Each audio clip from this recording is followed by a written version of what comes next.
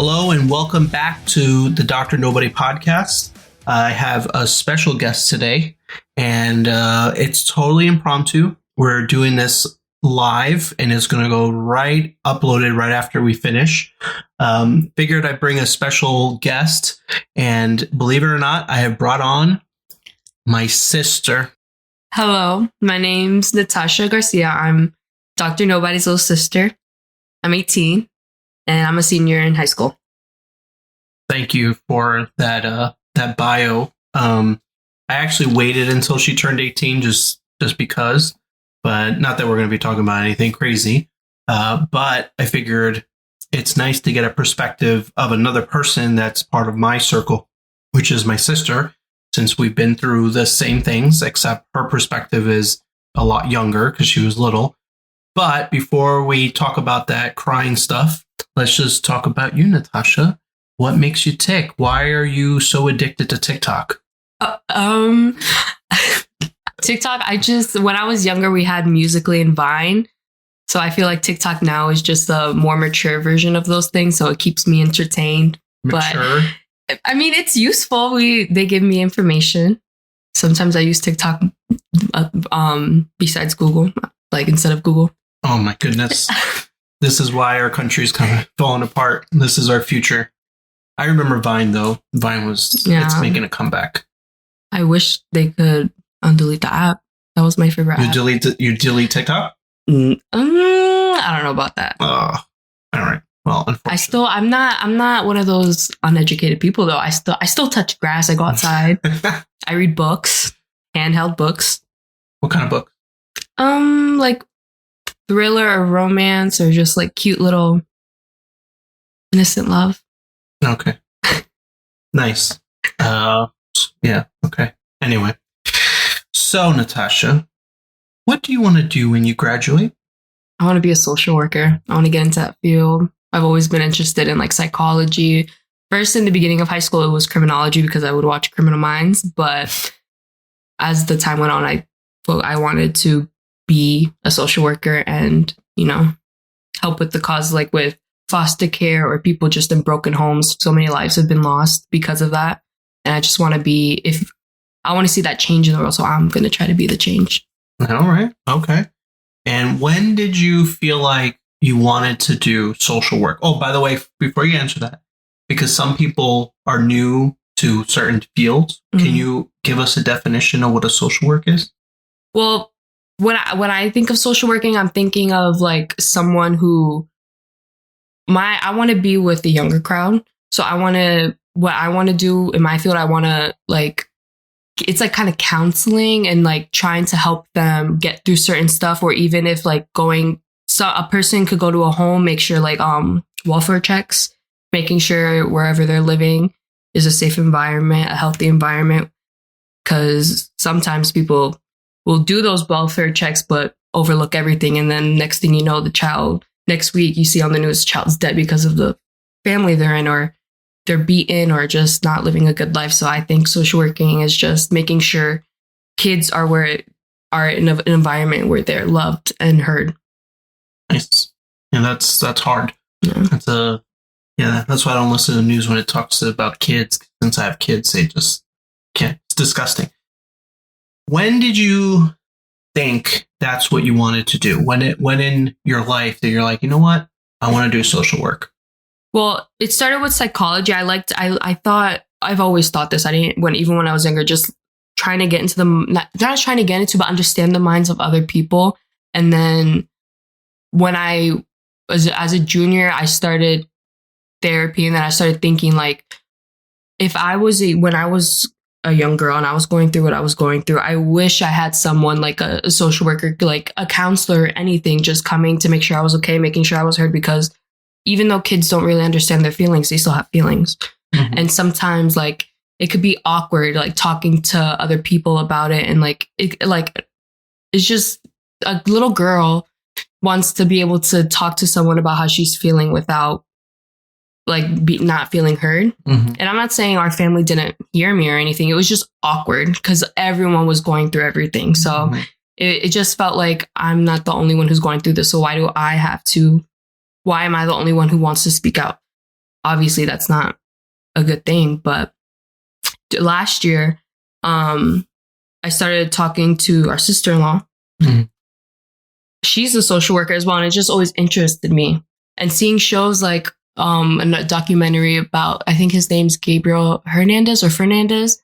It was a documentary where he was getting severely abused, and he ended up passing away from the hands of his mom and his stepdad. And that just, it put in my heart, like, there's so many other kids going through this because people in the social working field just don't want to help. They go in, but they don't really listen to the kids. They listen to the parents. And obviously, if the parents are doing something wrong, they're going to lie about it and try to manipulate their way out of it. So, very deep. So, as an 18-year-old woman, and now it's going to be interesting, is that I'm going to ask you a question, and then maybe 10 years from now, you can listen to the podcast again and see if you still have the same answer. Mm-hmm. But if you can change something in social work, in that domain, in that field, mm-hmm. and change it to help more people, what would it be? And it can't just be you. Mm-hmm. Like, what can you do? What other things? One thing. That's a good question. One thing to change. I feel like is it needs to be more deep. Like, instead, like, I think, I don't know how to, I'm trying to articulate my words. Social working, it's a lot of it, again, like, I want to be with kids and too, but I feel like it needs to also be more diverse, like age group wise. Like, I want to be with the little kids, but also I think there needs to be more like not adults, like older kids, like teenagers. Mm-hmm. And a lot of them get pushed to the side because if you're a teenager, you're almost 18. You're not going to be in the foster care system, or social workers aren't going to be looking for you more. Mm-hmm. And I think that people also need to shine a light on that. That needs to be a change because, yeah, little kids are going through it and they need help too. And I want to help them. But I also, teenagers, there's counseling and therapy, but it's also, again, a household they're living in. Mm-hmm. So I think that needs to be more shine upon. Mm-hmm. Yeah, more light onto that situation. I understand.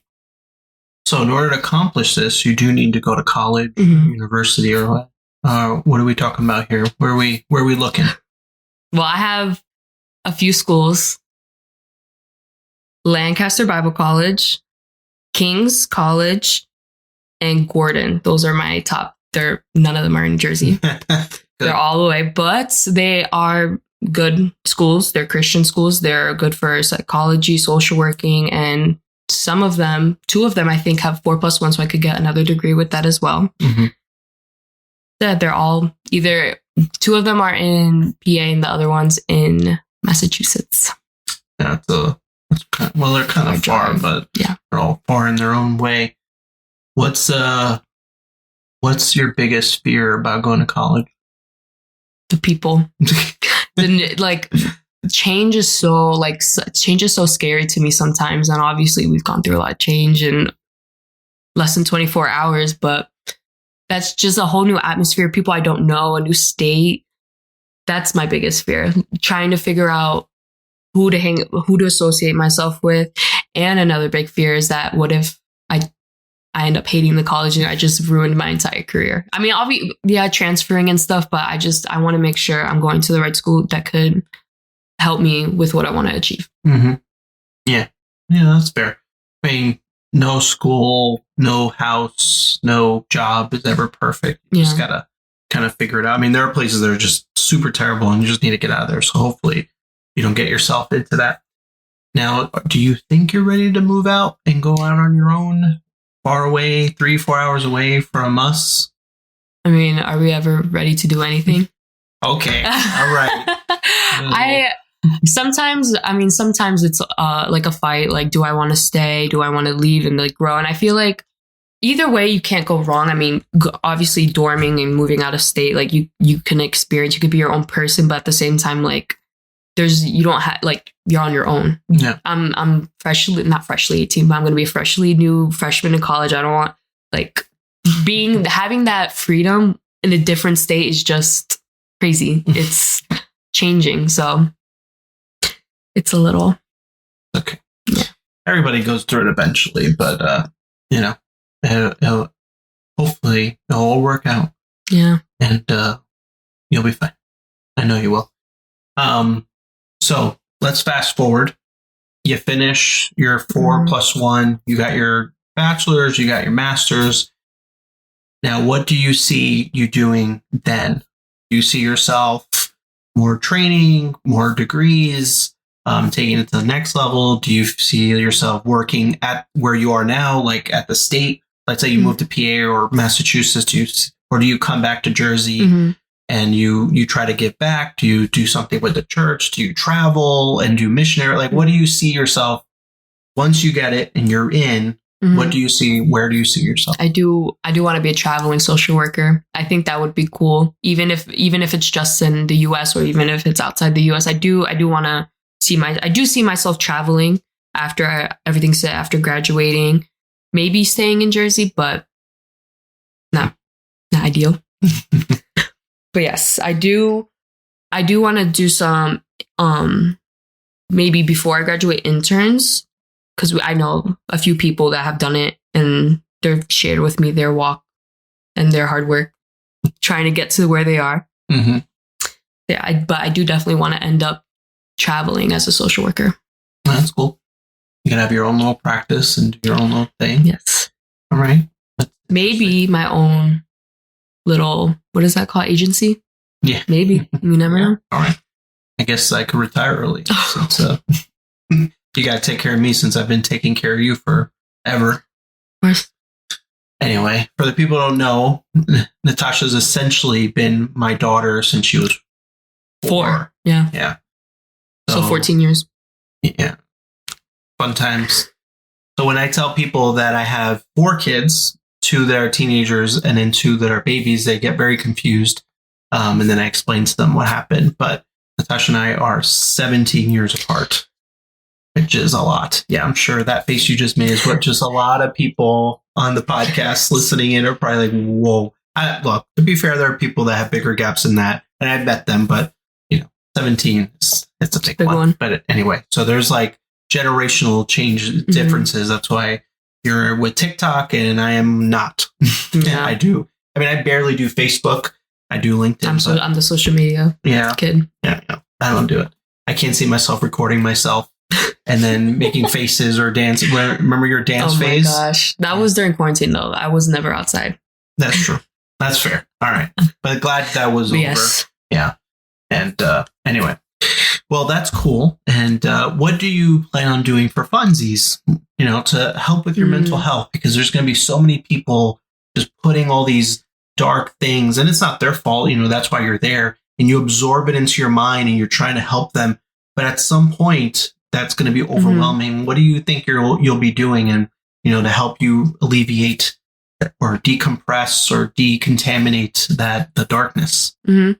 So, now when obviously the struggles I go through now are going to be totally different from what I'm going through, let's say a year from now. But what I like to do, I like to read, or even if it's just typing, like I like writing, but not physically because my thoughts go too fast for my hand. But I like writing out my thoughts. That's something I've gotten into for like the past year. I like writing my thoughts out and reading.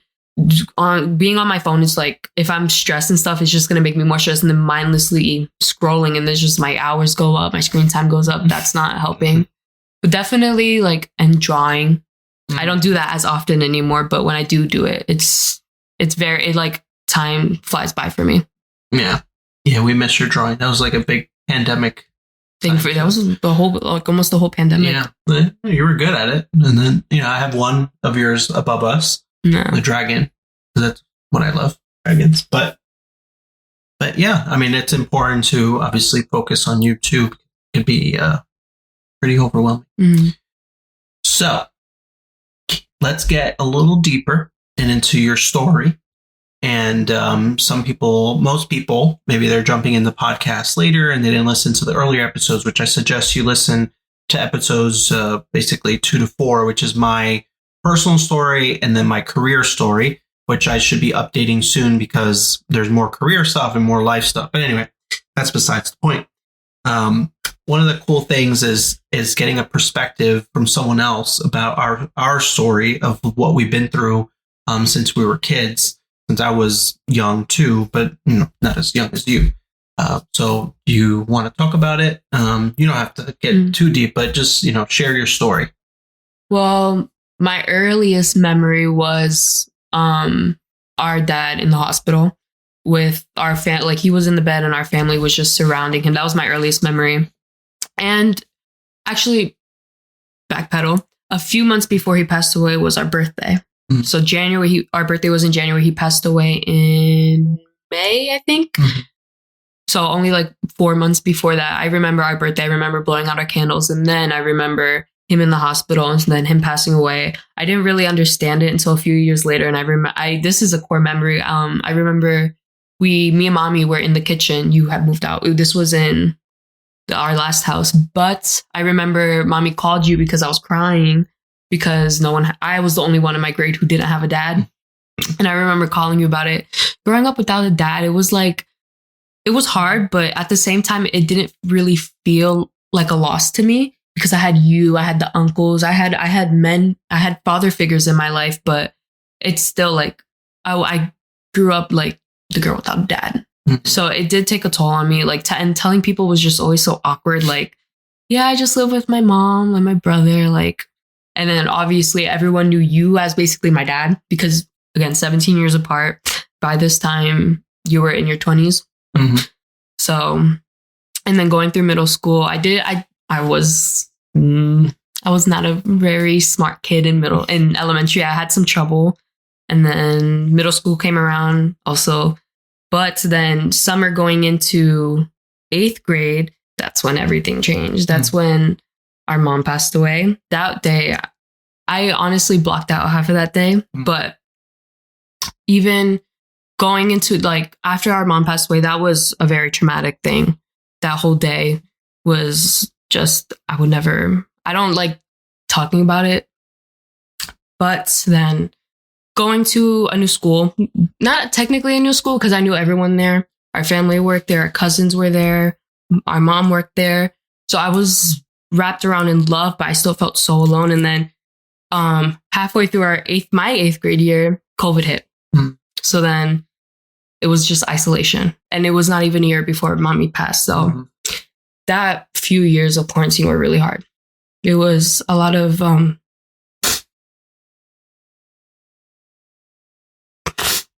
crying and feeling alone. It was really hard to be known as a girl with no parents and without a mom. And even now, it's still, I don't like telling people. Normally, if I meet someone, I don't really tell them. I don't have parents. Someone has to tell them for me. And, people, it's so awkward telling people, even adults sometimes, like, oh yeah, I live with my brother and my sister-in-law. Those years of quarantine were so hard for me. But thankfully, going into sophomore year, I finally started, middle of sophomore year, I started seeing a therapist.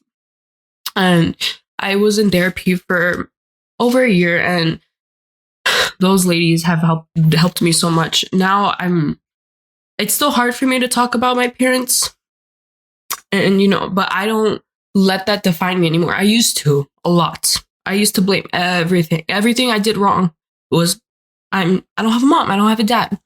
Bad grades, it's because I don't have a mom or dad. But now I don't let that define me. I just it's my story, but I've learned to let it strengthen me. I don't let it define me anymore. And that's another reason why I want to be a social worker, is because a lot of these kids also don't have parents, and then they're not as blessed as me. They're not as blessed to have someone in their family to come take them in like that. With no doubt, with no hesitation.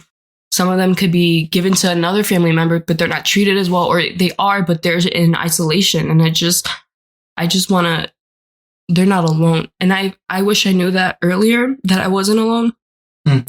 And it's hard to even talk to family about it, because I feel like our family has been surrounded with death. That's all I really knew growing up. And growing up, I felt like I never accepted anyone's death. I was just like, oh no, they're on vacation. But now I've learned to accept it, and I know that one day I'll see them again. But it was really hard growing up.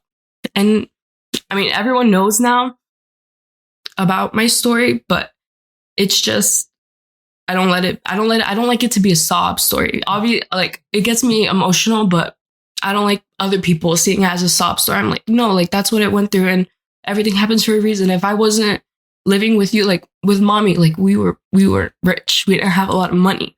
We would go, she would go grocery shopping once a month. So we would live off of bread, or like the area we lived in wasn't good either. So if that never happened, I'm not saying it was a blessing, but it was a blessing in disguise. I would have never gotten the opportunities I have now than I did back then. And even in school, like now I've consistently gotten honor roll. This, like, ever since I've switched schools from a public school to a private school. My grades have gotten better. I've gotten better. So I feel like even though it was a very big struggle, a lot of changes. That's why I think I'm like so scared of change. But I just, yeah. Okay. Thanks for sharing. Mm-hmm. I'll talk now, and then you could drink water or something, or clean your face off. But anyway, it's important to tell, your story.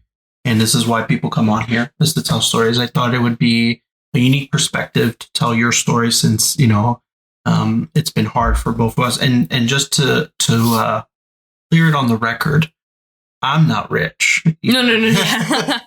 Definitely not. We're not poor. We do well. But compared to, my mom, who hid it from me, those things that I learned later after her passing, of like, you guys didn't have food some days, and some days there was no electricity. And she totally hid it from me because I think she was too proud and didn't want to affect me, and she wanted me to live my life. But, after, obviously, I was very upset to learn about these things, so that would have helped. But anyway, everything happens for a reason. And then it's a key learning for me and for my wife, your sister-in-law. It's because for us, we didn't know what to do, and the pandemic didn't help things. And then no one will understand our feelings, like your feelings and my feelings, and say like, oh, how could you not help her? And how could you this? Because they don't know what it's like to raise your own baby and then raise your own siblings too at the same time, where they've always seen you as a sibling and not as a dad, or minus you kind of, because you always seen me like that. But, it's the difficulty is like, where's the lines? Where are the boundaries? Where, how do you do things? And even for Jen, it was also hard because, like, she wanted to be your mom, but at the same time, she has to respect that you had a mom, and she can't replace that, even though she wants to, because she wants to help. And then me, and whatever, and even our other brothers too. Like we all coped differently. Obviously, I was the oldest, so I experienced it the hardest in a different perspective. But you were the youngest, so you experienced it the hardest in your own perspective. But I think one thing I have learned, how important seeing it, and this is for everybody listening, like, we've been a society that has grown into a mental health crisis, but seeing how much therapy helped you and like how much it's improved is actually just like an amazing story for me to tell people, and for you to tell. Like it really, really worked. I feel like you're happier. You smile more. You actually go to bed early. Well, relatively, like at 10 o'clock or something like that, because you used to go to bed at all times of the night, and I can hear you in the middle of the night.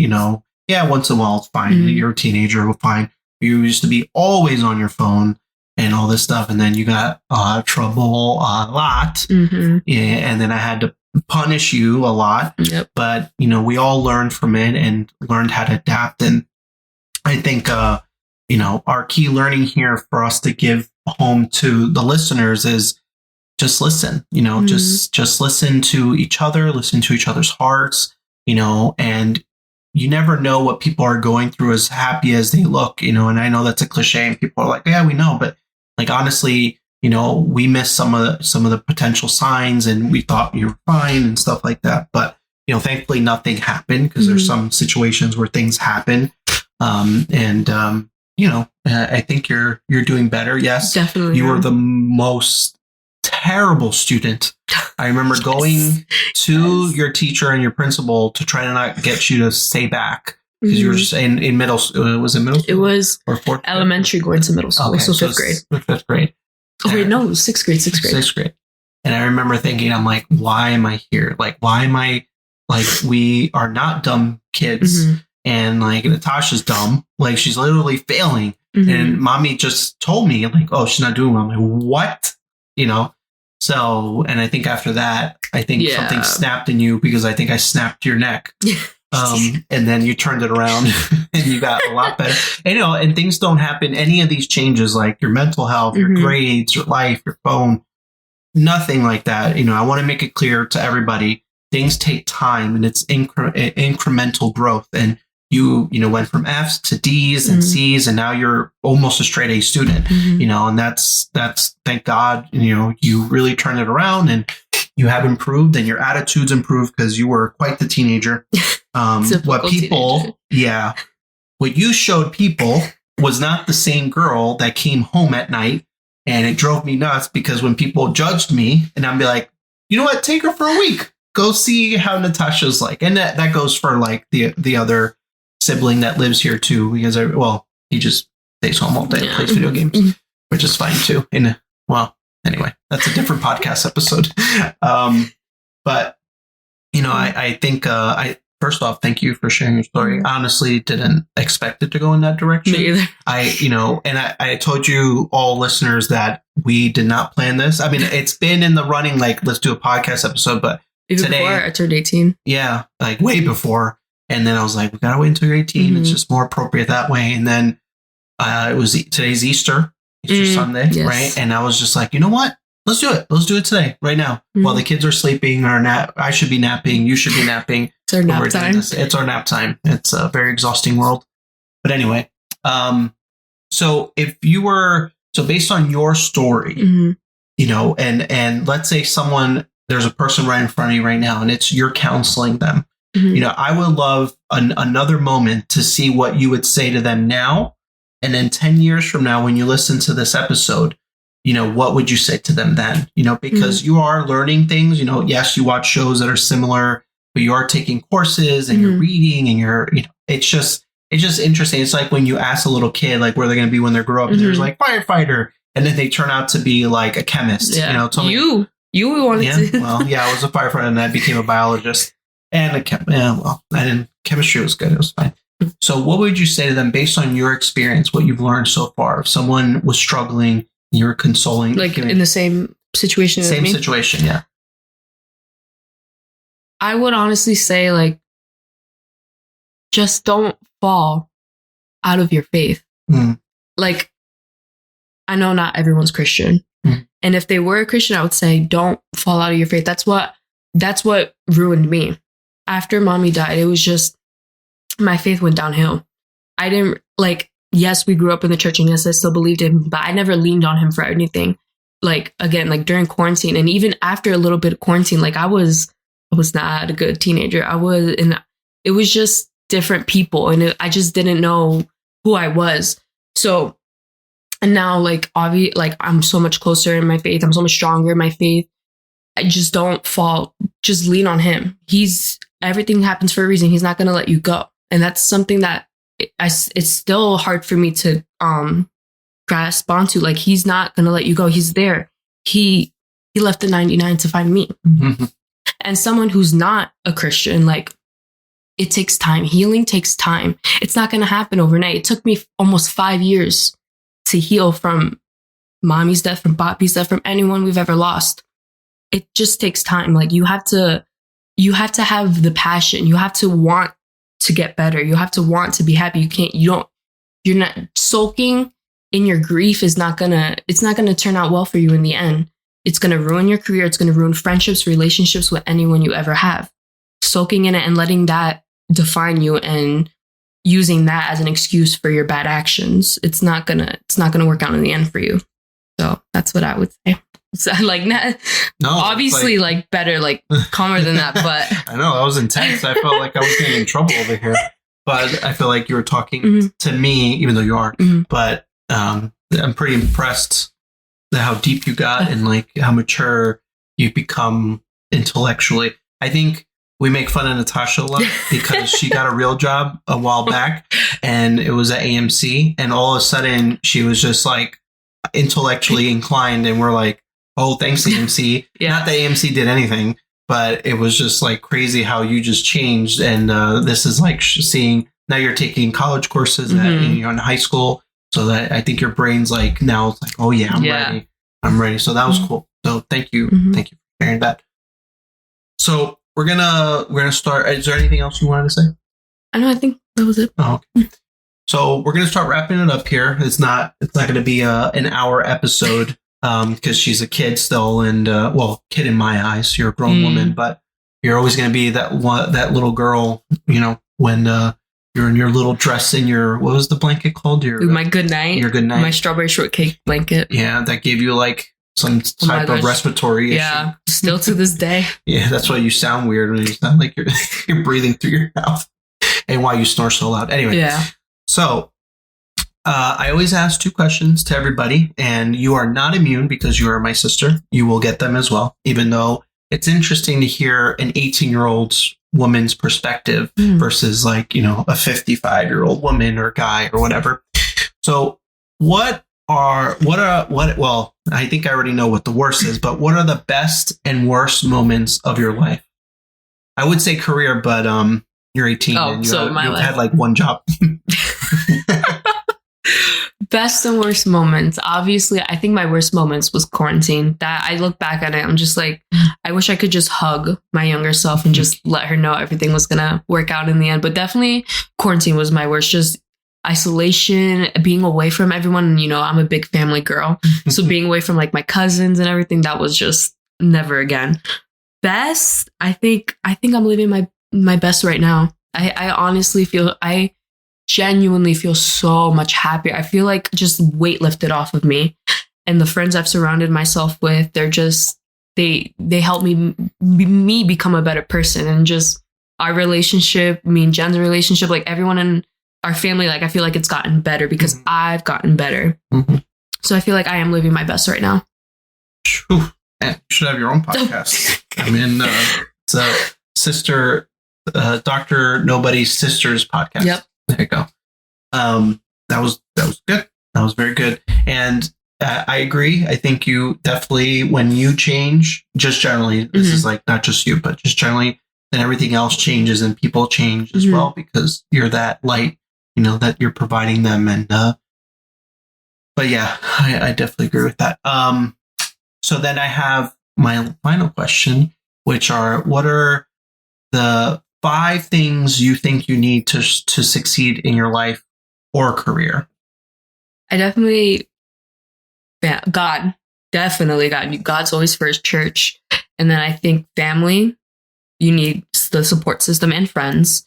And I think you need the passion and discipline to want to do your career. Like for me, like I've been taking psychology and sociology classes for these past 2 years. Obviously it's not the funnest thing. Like it gets boring sometimes, it gets hard sometimes, but you need that discipline and passion to continue. And again, like the support system, God, family, friends, I think that all falls into place. And once, like, let's look at you, like you've had the discipline. You did school for how many years?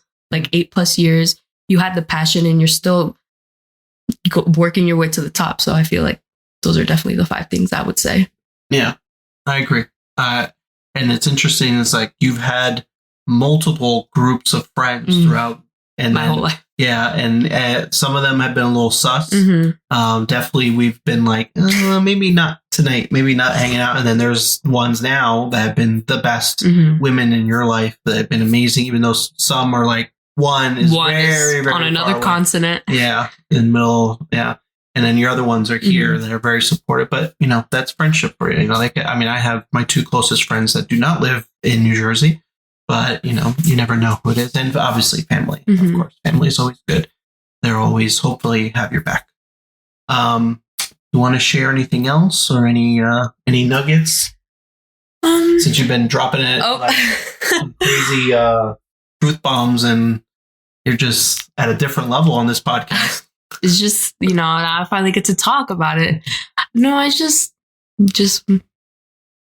everything will fall into place once you lean on God. That's what I've learned. And I've seen from other people, like them, like a lot of my friends from my class, like they did a whole 180 as well. Like from one lifestyle to like another, dedicating their lives to God and stuff. But like definitely, like he'll change your life. Mm-hmm. Amen. Yeah. I can definitely validate that for myself, since as I was, and FYI, I am moving my mic towards away from Natasha because I'm going to wrap this up. Thank you, Natasha. But I could attest to that journey for myself, since, I was in a dark place when everything was happening as well. But my wife pulled me out of that darkness and saved me. So I test a lot of where I am because of Jen, my wife, and obviously you guys, because, for me, if I fail, you guys fail. So no pressure. See, she laughs because why are you laughing? Because that was funny. Because that's not funny. That was deep. You're making fun of me over here. This is what happens when you bring your sister to the podcast and she thinks it was a moment to laugh. I'm so sorry. Oh. Anyways, I'm not going to edit it out because I don't have time for that, but it's fine. We'll talk later. Anyway, JK. Well, thank you, Natasha, for your time. Thank you for having me on. Oh, of course. Maybe we'll do another one. I was excited for this. Yeah, let's see how many likes, reviews, and subscriptions we get. You can put it on TikTok. Oh. Yeah, whatever. I don't do TikTok stuff, so you could do it for me. Anyway, thank you very much for sharing your story with us. Everyone, I hope you gained plenty of insights today. This is the beginning of becoming a someone, but specifically the someone you always wanted to be. I hope you enjoyed this episode. If you did, please do give me a like, review, and subscribe to the podcast. You can also visit my website, thedrnobodypodcast.com, to learn more about Natasha and other guests, and listen to the episode again and again, and much more. Thank you again for listening to season 2 of the Dr. Nobody podcast, where we continue to turn nobodies to somebodies. Talk to you all very soon.